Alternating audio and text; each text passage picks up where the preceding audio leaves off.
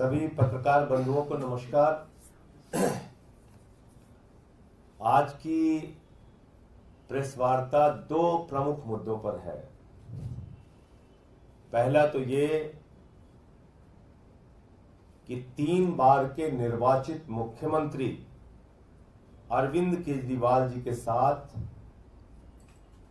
और पंजाब जैसे सूबे के मुख्यमंत्री भगवंत मान जी के साथ जो कल जेल में व्यवहार किया गया, उसके बारे में अपनी बात रखूंगा। और दूसरा विषय, भारत के प्रधानमंत्री जी ने कल अपने इंटरव्यू में बहुत सारे मुद्दे उठाए हैं, जिसका बिंदुवार आपके सामने मैं जवाब दूंगा। अरविंद केजरीवाल जी ने देश की जनता के लिए, दिल्ली की जनता के लिए,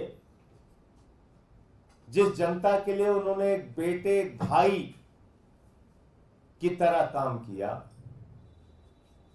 उस जनता के लिए एक संदेश भेजा है कि मेरा नाम अरविंद केजरीवाल है और मैं आतंकवादी नहीं हूं।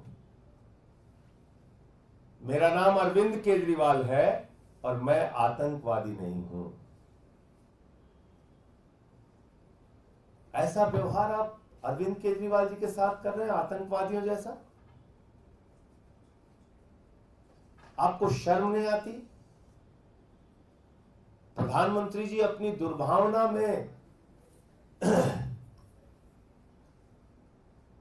इस कदर अपनी नफरत में आप आगे बढ़ चुके हैं कि उनके परिवार से, उनकी पत्नी से उनकी मुलाकात बीच में शीशे की दीवार खड़ी करके आप करते हैं।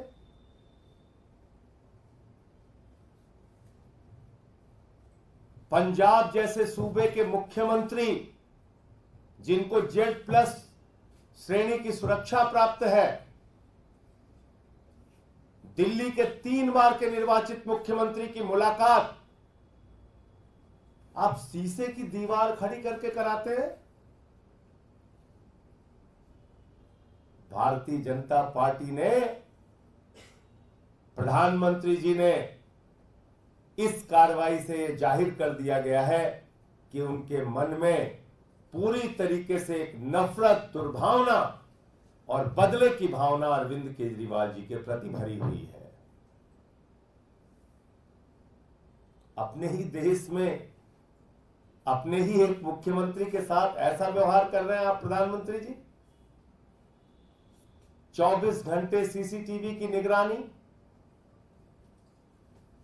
24 घंटे प्रताड़ित करने की योजना, 24 घंटे इस बात में आपका दिमाग काम कर रहा है कि कैसे अरविंद केजरीवाल का मनोबल गिर जाए, कैसे उनको और उनके परिवार को अपमानित किया जाए, कैसे उनके पार्टी के नेताओं को अपमानित किया जाए और उनका मनोबल तोड़ा जाए। मैं प्रधानमंत्री जी आपको बताना चाहता हूं, ये अरविंद केजरीवाल है, दूसरी मिट्टी के बने हुए व्यक्ति हैं। ये दूसरी मिट्टी के बने हुए इंसान है। IRS की नौकरी को लात मार के देश सेवा का संकल्प लिया इन्होंने।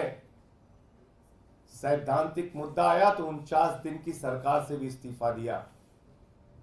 ये अरविंद केजरीवाल है। इनको तोड़ने की कोई भी कोशिश करोगे तो और मजबूत होकर केजरीवाल जी आपसे लड़ाई लड़ने का काम करेंगे। कल भगवंत मान जी ने बताया कि किस तरह से मुलाकात कराई गई। भावुक हो गए वो। हम सब के लिए ये भावुकता की बात है, ये कष्ट देने की बात है, लेकिन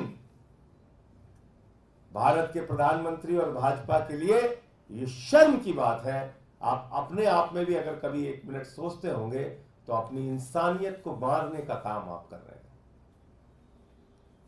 अपनी इंसानियत को मारने का काम भारतीय जनता पार्टी और देश के प्रधानमंत्री कर रहे हैं। इससे आप कोई अच्छा संदेश देश में नहीं दे रहे हैं प्रधानमंत्री जी। इससे कोई अच्छी धारणा इस देश के लोग आपके बारे में बनाएंगे, ये कभी मत सोचिएगा।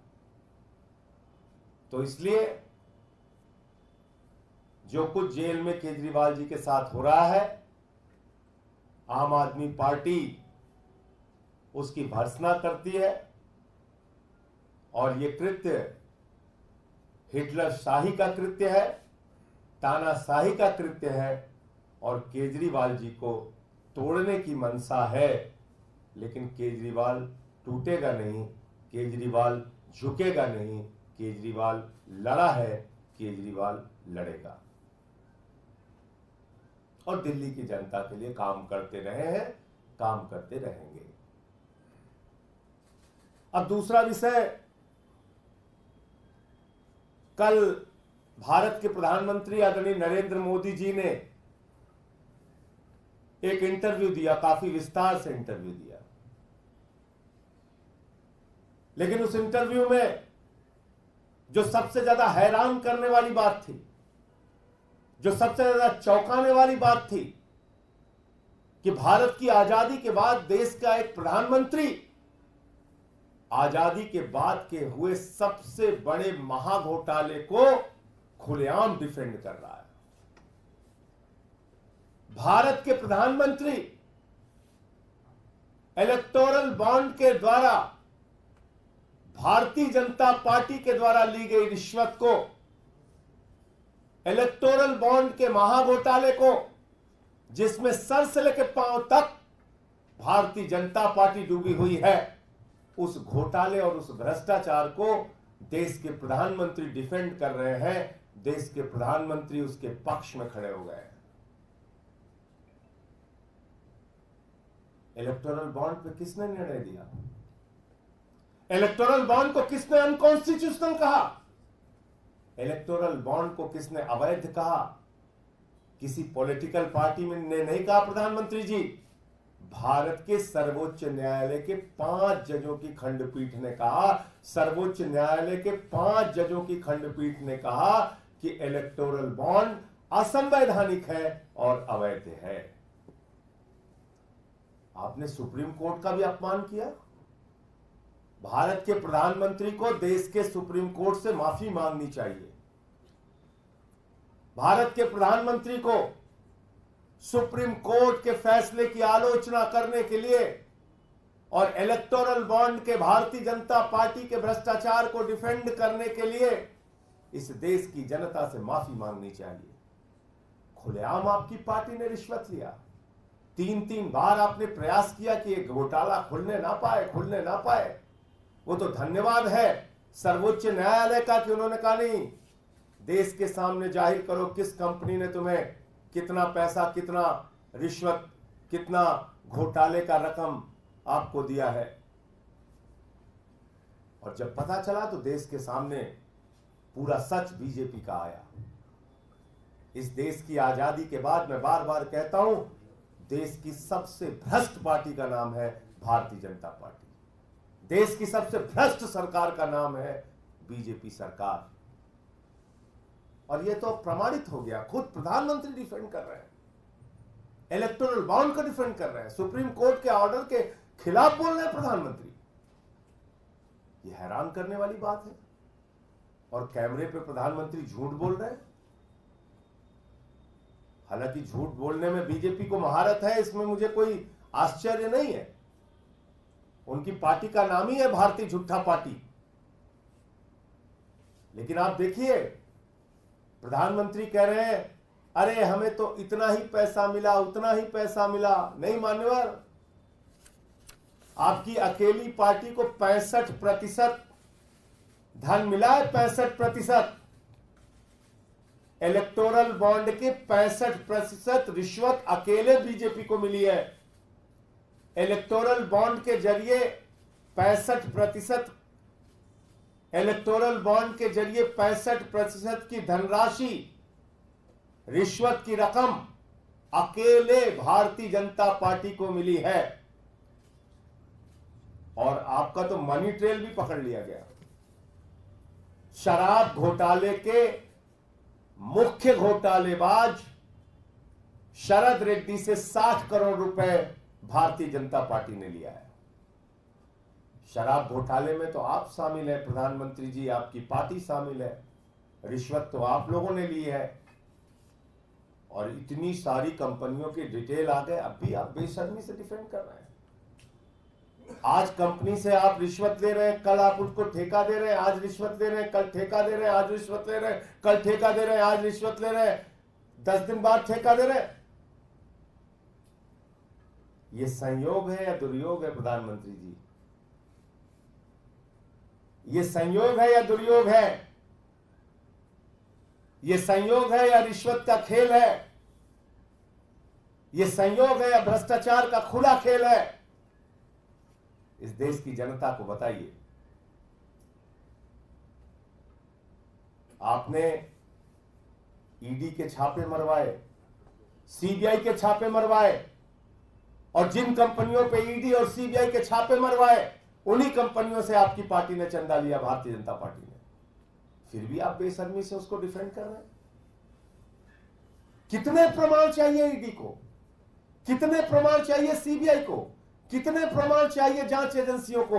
अब तक भारतीय जनता पार्टी के नेताओं से पूछताछ क्यों नहीं हुई? इलेक्टोरल बॉन्ड देने वाली कंपनियों से पूछताछ क्यों नहीं हुई? इलेक्टोरल बॉन्ड देने वाली कंपनियों से क्यों नहीं जाना गया कि किस कारण से उन्होंने रिश्वत दी और कैसे उनको ठेका मिल गया बड़ा बड़ा? शरद रेड्डी तो गिरफ्तार था, फिर भी आपको 60 करोड़ रुपए चंदा दे दिया उसने। शराब घोटाले का मुख्य आरोपी था, और यह भी साबित कर दिया प्रधानमंत्री जी ने कि 10 साल में प्रधानमंत्री जी ने इस देश की जनता के लिए कोई काम नहीं किया। बेरोजगारी पे कुछ नहीं बोले प्रधानमंत्री जी। जिस बेरोजगारी, गैस का सिलेंडर हो, पेट्रोल का दाम हो, डीजल का दाम हो, सरसों के तेल का दाम हो, आपके शासनकाल में आसमान पे पहुंच गए, लेकिन आपने एक शब्द महंगाई के सवाल पर नहीं बोला। जिससे गरीब की कमर टूट गई, उस महंगाई के सवाल पे आप चुप रहे। आपने अग्निवीर के सवाल पे कुछ नहीं बोला। आपने एमएसपी का सवाल, जिसके कारण 750 किसानों ने अपनी शहादत दी, उस सवाल पे कुछ नहीं बोला। क्या हुआ? 2 गुना आय का किसानों के? पक्के मकान का क्या हुआ? काले धन का क्या हुआ? 15 लाख करोड़ रुपए आपने अपने पूंजीपति मित्रों का माफ कर दिया। 3,53,000 करोड़ रुपए सेटलमेंट के जरिए आपने अपने चंद पूंजीपति मित्रों का माफ कर दिया। देश की जनता के हिस्से में सिर्फ 5 किलो राशि। आपके मित्रों को 2.5 लाख करोड़ रुपए का कर्जा, हजारों हजार करोड़ रुपए बैंकों का लूट के विदेशों में बैठ के भारत की व्यवस्था को चिढ़ा रहे हैं। इस पे आप प्रधानमंत्री जी कुछ नहीं बोलेंगे। तो इसलिए कल की जो उनकी बातचीत थी, जो उनका इंटरव्यू था, उसने भारत की जनता को 140 करोड़ लोगों को निराश किया है, और प्रधानमंत्री जी के और उनकी पार्टी के चेहरे को पूरे देश के सामने बेनकाब किया है। किसी भी ऐसे सवाल पे जिस पे उन्होंने देश की जनता से वादा किया था, एक भी जवाब उन्होंने नहीं दिया, एक भी बात उन्होंने नहीं की। तो इलेक्शन कमीशन की नियुक्ति पे बोले प्रधानमंत्री जी। इलेक्शन कमीशन की नियुक्ति पर सुप्रीम कोर्ट का फैसला था, और कह रहे हैं पहले के इलेक्शन कमीशन वैसे थे, पहले के इलेक्शन। टीएन शेषन जी की आत्मा अगर आपकी बात को सुन रही होगी तो वो हंस रही होगी आप पे। प्रधानमंत्री जी, टीएन शेषन जी इस देश के मुख्य चुनाव आयुक्त थे, और उस समय चाहे कांग्रेस पार्टी हो, चाहे भारतीय जनता पार्टी हो, चाहे उस समय की जितनी पार्टियां हैं, भले ही उनकी सख्ती के कारण नाराजगी उनमें रही हो, लेकिन किसी ने भी उनकी निष्ठा, उनकी ईमानदारी, उनके काम पे सवाल नहीं उठाया। देश की जनता ने कहा नहीं, ऐसा मुख्य चुनाव आयुक्त होना चाहिए। आप अपना जेबी चुनाव आयुक्त बनाना चाहते हैं। आप चुनाव आयोग में ऐसे लोगों को बिठाना चाहते हैं जो आपकी मर्जी से काम करें। उनकी नियुक्ति आप क्यों चाहते हैं? और क्या भारत के मुख्य न्यायाधीश पर भी आपको विश्वास नहीं? अगर कमेटी में कोई एक पॉलिटिकल पार्टी का व्यक्ति और बढ़ गया होता, मैं मान सकता हूं आपकी आपत्ति, ठीक है, होनी चाहिए कि लीडर ऑफ अपोजिशन के साथ कोई दूसरी पार्टी का व्यक्ति बढ़ जाता, कोई राजनीतिक व्यक्ति बढ़ जाता, उस पर आपकी आपत्ति तो जायज थी, समझ में आता है। भारत के मुख्य न्यायाधीश पे आपको भरोसा नहीं, कमेटी से आपने उनको भी बाहर कर दिया, अपना बहुमत बना लिया कमेटी में, अपने हिसाब से चुनाव आयुक्त आप नियुक्त करना चाहते हैं। ईडी सीबीआई के दुरुपयोग को आप डिफेंड कर रहे हैं, कह रहे हैं इतने परसेंट उतने परसेंट। किसको सिखा रहे हैं भाई, किसको सिखा रहे हैं? शराब घोटाले में 35 आरोपी हैं, कितनों की गिरफ्तारी हुई है बता दीजिए, कितने लोग जेल में हैं? राजनीतिक व्यक्ति 3-4 आप अंदर करते हैं, बाकी जो गैर राजनीतिक होते हैं उनको अप्रूवर बना के बाईपास करके छोड़ देते हैं, फिर कहते हैं देखिए हमने तो सिर्फ 3% नेताओं पे कार्रवाई की है। अच्छा, कुल कितनी कार्रवाई की है? कुल कितना कन्विक्शन रेट है ईडी का? 0.5%। इस देश की जनता को पता होना चाहिए 0.5% ईडी का कन्विक्शन रेट है। 8,000 छापेमारी की है उन्होंने 10 साल में। तो आप मुझे बताइए, आप ईडी सीबीआई की कार्रवाई को डिफेंड कर रहे हैं? आपकी तानाशाही को, आपके पार्टी के भ्रष्टाचार को इस देश की जनता अब जान चुकी है, और यह भी जान चुकी है कि अब आप महंगाई पे नहीं बोलेंगे, अब आप किसानी पे भी नहीं बोलेंगे, अब आप बेरोजगारी के सवाल पे भी नहीं बोलेंगे। क्या ललकार के आप 14 के पहले कहते थे घर से निकलना तो सिलेंडर देख के जाना, इस बार तो आपने नहीं बोला प्रधानमंत्री जी। इस बार बोलिए किसी चुनावी रैली में, हम लोग प्रतीक्षा करेंगे कि घर से निकलना तो मोटरसाइकिल देख के जाना, घर से निकलना तो सिलेंडर देख के जाना। बोलिए इस बार एक चुनाव में बोलिए कि घर से निकलना तो अपने गेहूं को, अपने धान को देख के जाना। बोलिए, तो आपको सिखाएगा किसान इस देश का, इस देश का नौजवान, इस देश की माताएं बहनें जो महंगाई से, बेरोजगारी से, अपनी समस्याओं से, अपनी दुश्वारियों से जूझ रहे हैं। तो मुझे इतनी बात कहनी थी, आपका कोई प्रश्न हो तो आप पूछ सकते हैं। ईडी की कार्रवाई पे आप बोल रहे हैं, उन्होंने कहा कि 97% केसेज उन लोगों के खिलाफ है जो गैर राजनीतिक है, इस पे भी कुछ सवाल क्यों उठा? तो आप, मैं तो एक छोटा सा उदाहरण दिया ना, आप दिल्ली के एक्साइज पॉलिसी का मामला देख लीजिए। इसमें आपको मेन टारगेट क्या है, मेन मकसद क्या है? आम आदमी पार्टी को बर्बाद करना। और इसमें गैर राजनीतिक व्यक्तियों की गिरफ्तारियां तो ज्यादा है, 35 आरोपी हैं इसमें। और राजनीतिक व्यक्ति में अरविंद केजरीवाल हो गए, मनीष सिसोदिया हो गए, संजय सिंह हो गए, और के कविता हो गई, 4। तो 31 तो गैर राजनीतिक हो गए ना। तो ये आंकड़ों का खेल किसके साथ खेल रहे हैं आप? किसको मूर्ख बना रहे हैं? एक केस आप बनाते हैं हेमंत सोरेन को टारगेट करने के लिए, उसमें आपने 50 लोगों पे कार्रवाई कर दी, फिर कहेंगे देखिए देखिए साहब 49 तो गैर राजनीतिक है, 1 राजनीतिक है। गलत तो नहीं कह रहा हूं, अगर कोई आपको इस पे मेरी बात में गलत लग रहा हो तो पूछिए मुझसे। टारगेट होता है पॉलिटिकल व्यक्ति, जो राजनीतिक व्यक्ति है, जिसकी पार्टी को तोड़ना है, उसकी आड़ में आप 100 गैर राजनीतिक लोगों को गिरफ्तार कर लेते हैं, फिर कहते हैं देखिए साहब हमने तो एक ही आदमी पे कार्रवाई की है, बाकी 99 तो गैर राजनीतिक है। ये आंकड़ों की बाजीगरी है, खेल है। वो तो कह रहे हैं कि हमको सिर्फ पता नहीं कितना 33% कंपनियों ने 37% कंपनियों ने चंदा दिया। कंपनियां आपसे कौन पूछ रहा है? कंपनियां कौन पूछ रहा है आपसे? आपसे तो यह पूछ रहा है कि जिस कंपनी को आपने ठेका दिया उसके पहले उससे आपने रिश्वत कैसे ली? जिस कंपनी पे आपने ईडी सीबीआई के छापेमारी करवाई, आपकी एजेंसियों को पता था कि इन्होंने घोटाला किया है, उससे आपने चंदा कैसे लिया? और चंदा आपने 65% लिया है और गिना रहे हैं आप कंपनियां। मतलब एक आदमी को एक कंपनी से 1,000 रुपए मिला और एक आदमी को 10 कंपनियों से मिला के 100 रुपए मिला, 10-10 रुपए सबने दे दिया। तो आप कहेंगे हमको तो एक कंपनी से मिला, उनको 10 कंपनी से मिला, उनको मिला 100 रुपए, आपको मिला 1000 रुपए। पता नहीं क्या क्या आप कंपेयर करते रहते हैं, कैसे देश की। अरे ये मूर्ख बनाने की पराकाष्ठा हो चुकी है प्रधानमंत्री जी। अब तो मूर्ख शब्द भी आपसे शर्माने लगा है, मूर्ख शब्द भी शर्माने लगा है कि यार कितना हमारा इस्तेमाल करोगे तुम।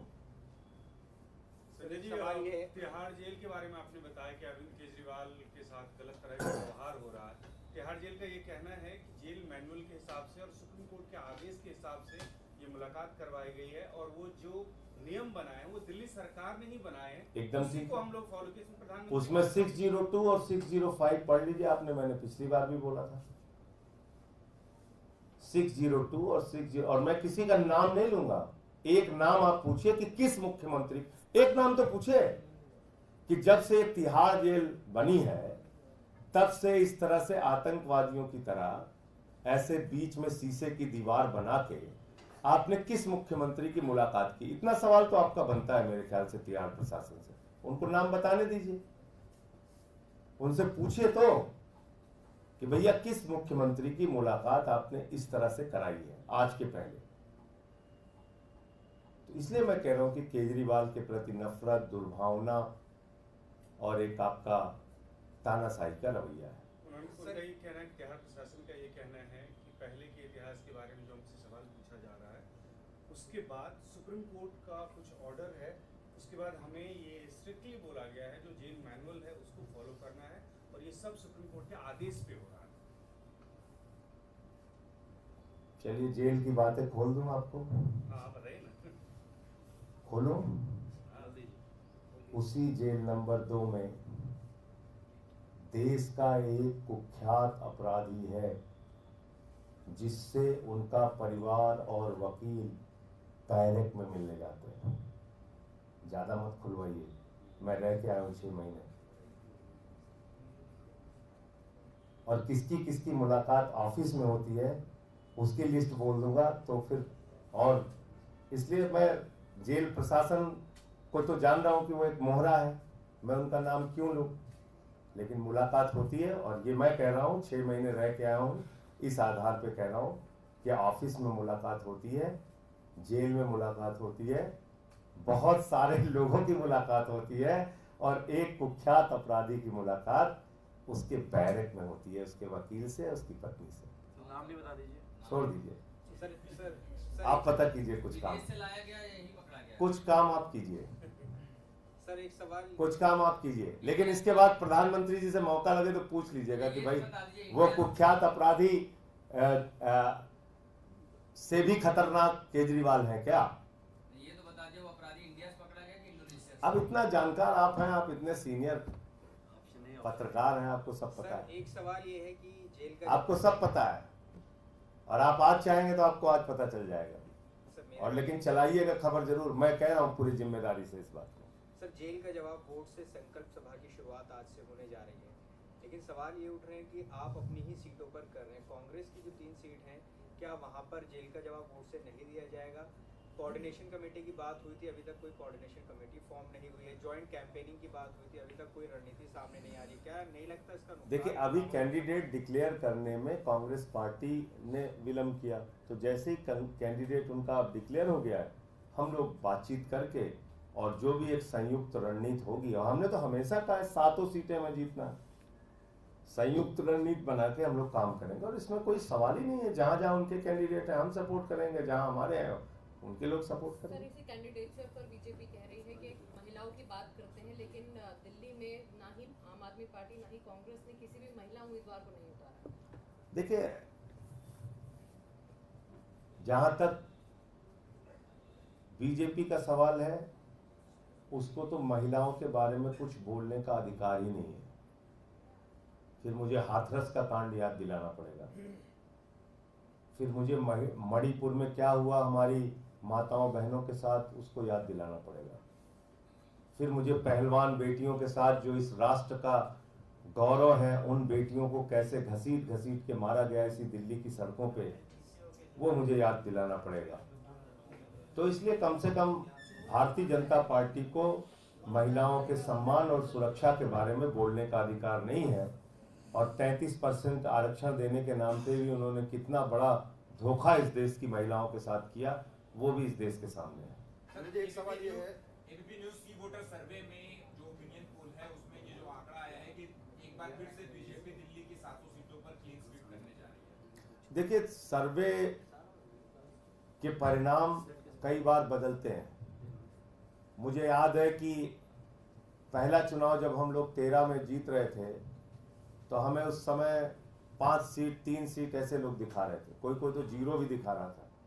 पहली बार 28 आई, दूसरी बार बीजेपी को 42 दिखा रहे थे, हमको फिर हारता हुआ दिखा रहे थे तो हमारी 67 आई। तो इसलिए जहाँ तक सर्वे के परिणाम का सवाल है वो कई बार परिवर्तित होते हैं। और मुझे उम्मीद है कि देश की जनता महंगाई, किसानी, बेरोजगारी, इन सवालों पर अगर वोट देगी तो बीजेपी के खिलाफ वोट देगी और बीजेपी बुरी तरीके से हारेगी। और दिल्ली में तो परिस्थितियां बदल चुकी हैं। दिल्ली में तो लोग ये देख रहे हैं कि उनके बेटे, उनके भाई के साथ क्या कर रही है बीजेपी। तो ये एक सवाल है। संजय जी, एक सवाल है, राजपूत समाज बीजेपी के खिलाफ कई देश और यूपी में भी प्रदर्शन कर रहा है, जातिवाद का आरोप लगा रहा है टिकट बंटवारे को लेकर। देखिए, वो जो आरोप है वो प्रमाण के तौर पे पूरे देश के सामने है। भारत सरकार के केंद्रीय मंत्री रूपाला जी क्षत्रिय समाज के बहु बेटियों पे सवाल उठा रहे हैं। ये भारतीय जनता पार्टी की मानसिकता है। आप क्षत्रिय समाज के बहु बेटियों के ऊपर सवाल उठा रहे हैं? उनके त्याग और बलिदान आपको याद नहीं? किस तरह से उन्होंने संघर्ष किया, लड़ाई लड़ी मुगलों से, अंग्रेजों से, ये याद नहीं आपको? इतनी घटिया मानसिकता आपकी। अरे हम लोगों से लड़िए ना, हमारे परिवारों पर क्यों सवाल उठा रहे हैं? तो इसलिए बीजेपी को बहुत साफ शब्दों में कहना चाहता हूं, लड़ाई लड़ना है हमसे लड़ो। हमारे समाज की बहु बेटियों पे सवाल उठाओगे, कतई बर्दाश्त नहीं किया जाएगा, सूद समेत उसका जवाब दिया जाएगा। आपने मजाक बना रखा है। इतना अपमान। आज पूरे देश का क्षत्रिय समाज आक्रोशित है, आंदोलित है, लाखों लाखों की सभाएं हो रही हैं और चुनाव में सूद समेत जवाब देने के लिए क्षत्रिय समाज तैयार है। आप हम लोगों से लड़िए भाई। बहु बेटियों तक पहुंच गए आप लोग। इतना आपका दिमाग खराब हो गया, तो ये गलत बात है।